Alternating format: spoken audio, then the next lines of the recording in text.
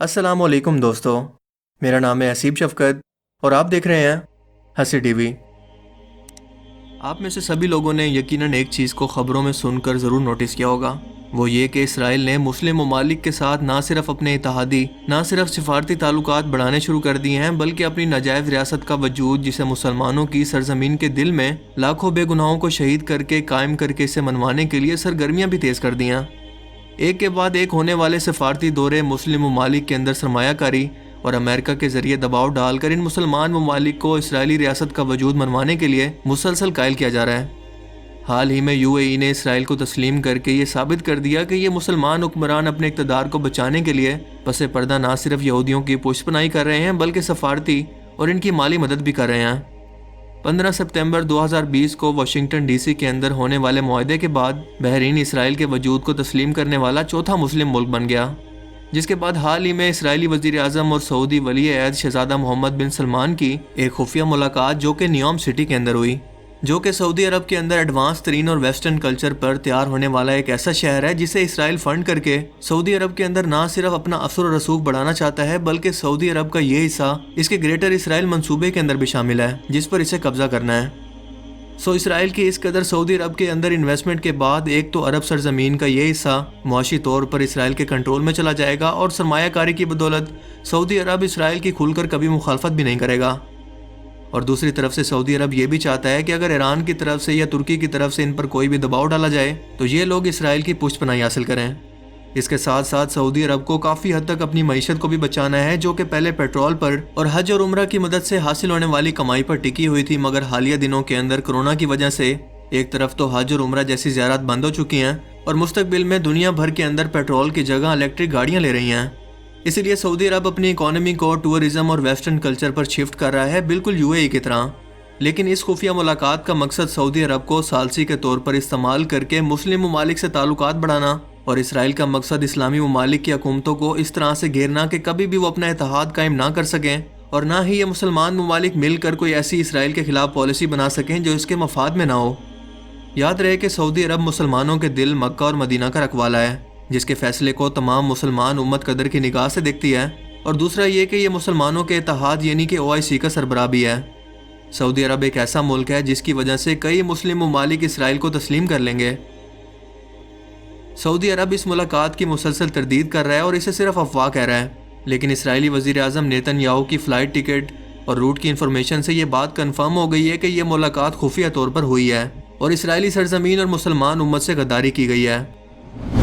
اس کام کے لیے اسرائیل کی سازشیں پہلے تو بہت عرصے سے جاری تھی، مگر اب اچانک ان کے درمیان اس قدر تیزی کے پیچھے ایک بہت بڑی اہم وجہ ہے جس کا جاننا آپ کے لیے انتہائی ضروری ہے۔ مسلمان امت کو کمزور سے کمزور تر کرنے کے بعد یہ ایجنڈا بزور بازو مسلمان ممالک کے اندر سرمایہ کاری کر کے امریکہ کے ذریعے ان ممالک پر پریشر ڈال کر یا کسی اور وجہ سے مجبور کر کے نافذ کیا جا رہا ہے۔ آپ کو یہ بات واضح کر دوں کہ مسلمان امت اور مسلمان حکمران دو الگ الگ چیزیں ہیں، کیونکہ مسلمان امت کبھی بھی اسرائیل کو تسلیم کرنے کی حامی کبھی نہیں بھرے گی، جبکہ کمزور اور مغرب پرست یا یہ مسلمانوں کے ایجنٹ حکمران ہر وقت ہر غلط چیز کو قبول کرنے پر تیار رہتے ہیں تاکہ ان کا اقتدار بچا رہے۔ سعودی ولی عہد سے نیتن یاہو کی ملاقات کی تردید تو کر دی گئی ہے، لیکن اگلے ہی دن اسرائیل نے ان ممالک کی فہرست سے سعودی عرب کو نکال دیا جن کے لوگوں کو اسرائیل کے اندر آنے کے لیے قرنطینہ لازمی تھا۔ تو اب یہاں پر سوال یہ ہے کہ سعودی عرب کے کتنے لوگ اسرائیل جاتے ہیں کہ ان لوگوں کو یہ شرط ختم کرنا پڑی؟ دراصل یہ اس بات کا ثبوت ہے کہ سعودی عرب کے رویے کے اندر نرمی ہے، اسی لیے اسرائیل نے بھی نرمی کا اعلان کیا ہے۔ اب اسرائیلی وفد سوڈان پہنچا ہے اور خبر یہ ہے کہ نیتن یاہو بحرین جائے گا۔ امریکی سابق صدر ٹرمپ نے اپنے حصے کا کام کر لیا ہے اور امت مسلمہ کے اندر اس وقت دراڑ پڑ چکی ہے،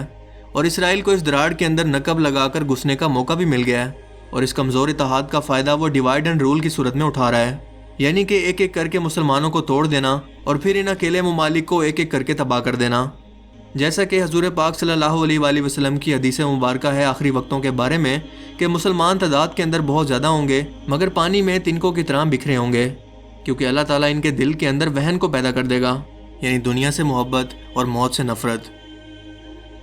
یہودیوں کو کرونا وائرس کی صورت میں ایک تو ویکسین بنا کر اربوں ڈالر کمانے کا موقع مل گیا، اور دوسری طرف کرونا پینڈیمک کے بعد جب مسلمان ممالک کی معیشت گرنے لگی تو اسے سہارا دے کر سرمایہ کاری کے ذریعے اپنے زیر اطاعت لانے کے لیے اور ان کے کمزور اتحاد کا فائدہ اٹھانے کے لیے اسرائیل کو اس سے اچھا موقع کبھی نہیں ملنے والا تھا۔ تاکہ جب وہ مسجد اقصی کو شہید کر کے تیسری مرتبہ ہیکل سلیمانی کو تعمیر کریں تو ان مسلمانوں کا اتحاد مل کر ان پر کسی جنگ یا جہاد کو مسلط نہ کر سکے۔ جی ہاں، یہودیوں کا یہ ماننا ہے کہ تیسری مرتبہ ہیکل سلیمانی کی تعمیر کے بعد ان کا مسیح دجال دنیا کے اندر ظاہر ہوگا، جس کی حکومت کے اندر وہ پھر سے پوری دنیا پر ویسے ہی ایک بار حکومت کریں گے جیسے ان کی حکومت پوری دنیا پر حضرت سلیمان علیہ السلام کے دور میں تھی، کیونکہ حضرت سلیمان علیہ السلام بھی بنی اسرائیل سے تھے اور اپنے اسی مقصد کو پورا کرنے کے لیے وہ سرخ بچیا کی قربانی بھی پیش کر چکے ہیں، کیونکہ ان کے مطابق اب وہ وقت آ چکا ہے جس کی پیشن گوئی ان کی کتابوں کے اندر کی گئی تھی اور اس کی بتائی گئی ہر نشانی پوری ہو چکی ہے۔ حال ہی میں اسرائیل کے عبرانی ٹی وی 10 نے ایک رپورٹ نشر کی جس میں بتایا گیا کہ انتہا پسند یہودی آباد کار ساحل سمندر سے ہیکل سلیمانی کے لیے پتھر جمع کر رہے ہیں۔ اس کے علاوہ انہوں نے ہیکل سلیمانی کی بنیاد رکھتے وقت بھیڑ بکریوں کی قربانی کے لیے بڑی تعداد میں بکریاں اور بھیڑیں بھی اکٹھی کرنا شروع کر دی ہیں۔ ٹی وی رپورٹ کے اندر انتہا پسند یہودیوں کی جانب سے مسجد اقصی کے جاری کردہ نئے نقشے بھی دکھائے گئے ہیں اور کئی شکلوں پر مشتمل ان نقشوں میں مسجد اقصی کا کوئی وجود ہی موجود نہیں ہے، لیکن اس کی جگہ ہیکل سلیمانی کو دکھایا گیا ہے۔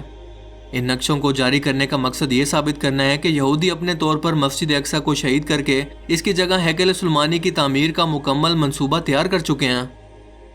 اس رپورٹ کے اندر ایک فوجی کرنل کا بیان بھی شامل کیا گیا ہے جس میں اس کا کہنا ہے کہ مسجد اقصی کے حوالے سے یہودیوں میں جو کچھ ہو رہا ہے وہ عالمی جنگ کا باعث بن سکتا ہے، اور اسی بغاوت کو روکنے کے لیے اسرائیل نے مسلمان ممالک کے اندر اپنی کارروائیاں تیز کر دی ہیں تاکہ کسی بھی طرح سے اس عالمی جنگ کو روکا جا سکے جو کہ عالمی تباہی کا باعث بنے گی۔ اور آپ جانتے ہیں کہ مسلمان صرف ایسی جگہ پر اکٹھے ہو سکتے ہیں جہاں پر جب ان کی کسی مقدس ترین عمارت پر یا مقدس ترین عمارت کو تباہ کرنے کی کوشش کی جائے، اور اسرائیل اس بات سے اچھی طرح سے آگاہ اور واقف ہے، اسی لیے وقت آنے سے پہلے ہی اس چیز کو روکنے کے لیے وہ مسلمان ممالک کو آپس کے اندر لڑا کر یا ان کے اتحاد کو توڑ کر اپنے اس مقصد کو کسی بھی قیمت پر حاصل کرنا چاہتا ہے۔ دوستو، اسرائیل ایک ناجائز ریاست ہے جسے ہرگز قبول نہیں کیا جا سکتا، اور یہی بات بانی پاکستان قائد اعظم محمد علی جناح نے بھی فرمائی تھی کہ اسرائیل ایک ناجائز ریاست ہے جسے امت مسلمہ کے دل کے اندر گھسایا گیا ہے۔ پاکستان اسے کبھی تسلیم نہیں کرے گا، اور ہم اپنے بچوں کو بھی بتائیں گے کہ فلسطین ہمارے لیے کیوں اہم ہے۔ اس لیے کیونکہ یہ انبیاء کرام کی سرزمین ہے۔ حضرت ابراہیم علیہ السلام نے فلسطین کی طرف ہجرت فرمائی، حضرت داؤد علیہ السلام نے اسی سرزمین پر رہائش رکھی اور اسی جگہ پر ہیکل سلیمانی کی بنیاد بھی رکھی۔ حضرت سلیمان علیہ السلام اسی ملک میں بیٹھ کر ساری دنیا پر حکومت فرماتے تھے۔ چونٹی کا وہ مشہور قصہ جس کے اندر ایک چونٹی نے اپنے باقی ساتھیوں سے کہا کہ اے چونٹیوں، اپنے بلوں کے اندر گھس جاؤ۔ یہیں اسی ملک کے اندر واقع اسکلان شہر کی ایک وادی کے اندر پیش آیا جس کا نام بعد میں وادی النمل یعنی چونٹیوں کی وادی رکھ دیا گیا۔ حضرت ذکریا علیہ السلام کا محراب بھی اسی شہر کے اندر ہے۔ حضرت موسیٰ علیہ السلام نے اسی ملک کے بارے میں اپنے ساتھیوں سے کہا تھا کہ اس مقدس شہر کے اندر داخل ہو جاؤ، اور انہوں نے اس شہر کو مقدس اس لیے کہا کیونکہ یہ شرک سے پاک ہونے کے علاوہ انبیاء کرام علیہ السلام کی مسکن ہونے کی جگہ بھی ہے۔ اس شہر کے اندر کئی معجزات ہوئے جن میں ایک کنواری بی بی حضرت مریم کے بدن سے حضرت عیسیٰ علیہ السلام کی ولادت مبارکہ بھی شامل ہے۔ حضرت عیسیٰ علیہ السلام کو جب ان کی قوم نے قتل کرنا چاہا تو اللہ تعالیٰ کے حکم سے انہیں اسی شہر پر آسمان پر اٹھا لیا گیا۔ قیامت کی علامات میں سے ایک حضرت عیسیٰ علیہ السلام کا زمین پر واپس تشریف لانا دمشق شہر کے مقام سفید مینار کے پاس ہوگا، جبکہ اسی شہر کے ہی مقام باب لد پر حضرت عیسیٰ علیہ السلام مسیح دجال کو قتل کریں گے۔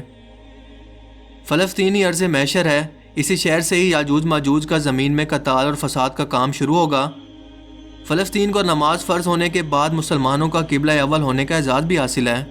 ہجرت کے بعد حضرت جبرائیل علیہ السلام اللہ تعالیٰ کے حکم سے نماز کے اندر ہی آقا دو جہاں حضرت محمد صلی اللہ علیہ وآلہ وسلم کو مسجد اقصی یعنی فلسطین سے بیت اللہ یعنی کعبہ کی طرف رخ کرنے کا پیغام دیتے ہیں،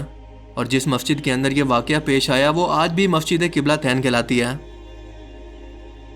حضور پاک صلی اللہ علیہ وآلہ وسلم معراج کی رات آسمان پر تشریف لے جانے سے پہلے مکہ مکرمہ سے یہاں یعنی کہ بیت المقدس فلسطین کی سرزمین پر تشریف لائے۔ سرکار دو عالم صلی اللہ علیہ وآلہ وسلم کے اقتدار میں انبیاء کرام نے یہاں نماز ادا فرمائی۔ اسی طرح سے فلسطین ایک بار پھر سے سارے انبیاء کرام کا مسکن بن گیا۔ کیا آپ جانتے ہیں کہ بیت المقدس کا نام قرآن کے نازل ہونے سے پہلے بھی موجود تھا؟ قرآن پاک نازل ہوا تو اس کا نام مسجد اقصی رکھا گیا، جبکہ اس سے پہلے اس کا نام تھا قدس، جسے حاصل کرنے کے لیے اور رومیوں کے جبر و ستم سے بچانے کے لیے 5000 سے زیادہ صحابہ کرام اسی سرزمین پر شہید ہوئے، اور شہادت کا یہ باب آج تک بند نہیں ہوا، یعنی کہ یہ سلسلہ ابھی تک چل رہا ہے۔ اسی لیے یہ شہر شہیدوں کا شہر ہے۔ یہ اس لیے بھی اہم ہے کیونکہ قرب قیامت کے حالات کے اندر اور قیامت کی نشانیوں کو لے کر اس شہر کا کردار انتہائی اہم ہے۔ اسی لیے یہودی اسے ہر قیمت پر حاصل کرنے کے لیے کچھ بھی کریں گے، جو کہ وہ کر رہے ہیں۔ اللہ تعالیٰ ہمیں سمجھنے کی توفیق عطا فرمائے۔ مجھے امید ہے کہ آج کی اس ویڈیو سے آپ کو بہت کچھ نیا جاننے کو ملا ہوگا اور یہ ویڈیو آپ کو پسند آیا ہوگا۔ اگر یہ ویڈیو آپ کو اچھا لگا تو اسے لائک کیجئے اور مزید اس طرح کے انفارمیٹیو ویڈیوز کے لیے اس چینل کو ضرور سبسکرائب کریں۔ اب میں ملوں گا آپ سے ایک ایسی ہی نئی انٹرسٹنگ ویڈیو میں، تب تک کے لیے اپنا بہت سا خیال رکھیے گا۔ Thanks for watching this video. اللہ حافظ۔